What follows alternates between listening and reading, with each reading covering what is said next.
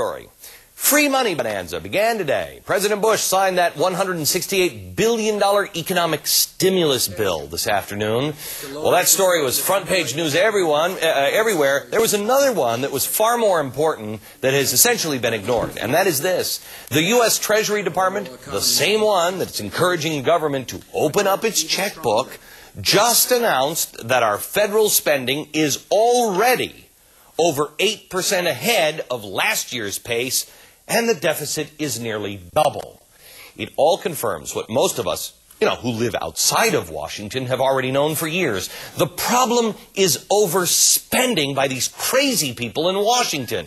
I honestly believe if you would have put this stimulus package to a vote and let the people decide, I know, what a novel concept that is, it would have been rejected. The people of America get it. They understand the real story, that this is nothing more than an election year ploy to buy votes of stupid people. You know what? I wrote an editorial for the New York Daily News last weekend in which I predicted most people are not even going to spend these checks. They're going to pay down debt. Oh, was I taken apart by the really smart bloggers. They said things like, oh, you're so out of touch. People are struggling. They need this money. Really? Well, an AP poll now shows that just 19% of Americans intend to actually spend their rebate checks.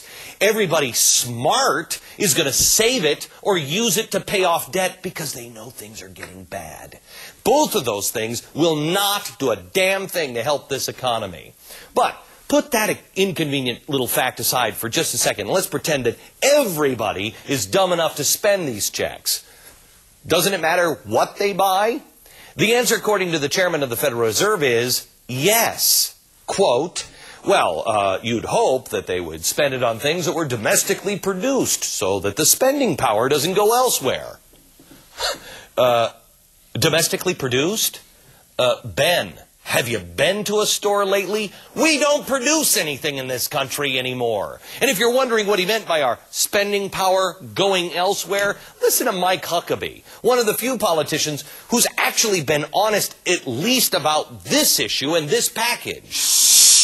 We'll probably end up borrowing this $150 billion from the Chinese. And when we get those rebate checks, most people are going to go out and buy stuff that's been imported from China. I have to wonder whose economy is going to be stimulated the most by the package. Amen, brother. Thank you. I like to think of this whole debacle as a Chinese trifecta. First, we borrow the money from them, which we're going to pay them back with interest. Then, we buy their stuff, which forces us to import even more from them and put more Americans out of work. Oh, what a great day to live in Beijing. Stephen Moore is a senior editorial writer for the Wall Street Journal. Stephen, 19% of Americans say they're going to spend this check that they get back from the government. And part of me, a small part of me, doesn't believe it because we're spendaholics. Well, that's what's so funny about this package, Glenn, is that the Americans have been on a shopping binge now for 8 straight years. The last thing we need from Washington is urging to go out and spend more money. This is a country, Glenn, that spent over $2 billion last year just changing the ringer on their cell phones. I mean, we are a country that spends. But I like the idea of free money from Washington. I really do. Well, wait a minute. If it worked, why wouldn't we do this all the time? Well, that's a good point. I mean, here's the way this scheme works. The government takes about $25,000 from every household in taxes every year, and they spend about $26,000 per household on all the government programs that they have. And now they say, you know what? Out of the benevolence of our heart, we're going to give you $500 or $1,000 back this year. And my feeling is, look, if you didn't spend so much my money in Washington, you wouldn't have to take the $25,000 in the first place. But you know what, Stephen? Here's the interesting thing. I tried to explain this earlier today on the radio program, that if they were cutting programs, you could, it wouldn't be valid, but you could make the case, oh, well, they're just taking the money from that program. But they're still borrowing a lot more money than that from China to pay for all the other programs that we can't afford. But Glenn, it is worse than you think, because the ink isn't even dry on George Bush's signature yet on that legislation, and the Democrats in Congress are now saying, you know what, we need more spending stimulus programs too. So they want unemployment insurance, home heating subsidies, all of this stuff. I mean, home heating subsidies, that would be only a big stimulus to the Saudi Arabian government. Or Venezuela. Exactly.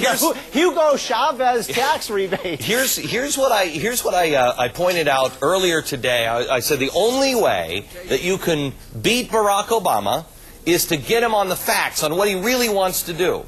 And I said that just about a half hour ago. Here's what he wants to do on this one. He's proposing a $10 billion program that, quoting, will assist individuals who purchased homes that are simply too expensive for their income levels. I mean, well, that's most of us. I should have bought a house that was more expensive. I'm missing the boat on this one.